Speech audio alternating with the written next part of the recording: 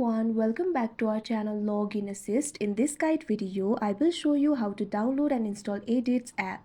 So Edits is a newly launched video creation application designed for creators by Instagram.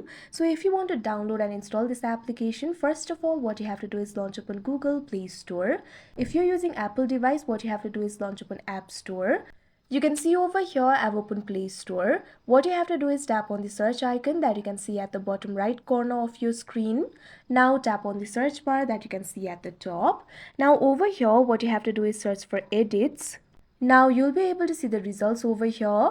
Over here you'll be able to find the application Edits and Instagram app. Simply tap on it. Now you'll be led to this kind of interface. In this interface you'll be able to find the option for install. All you have to do is tap on it. Now wait for a while.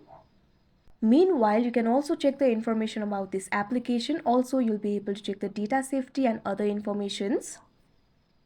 Now after a while, you can see over here, Edits application will be installed. You can simply tap on the open option in order to open it.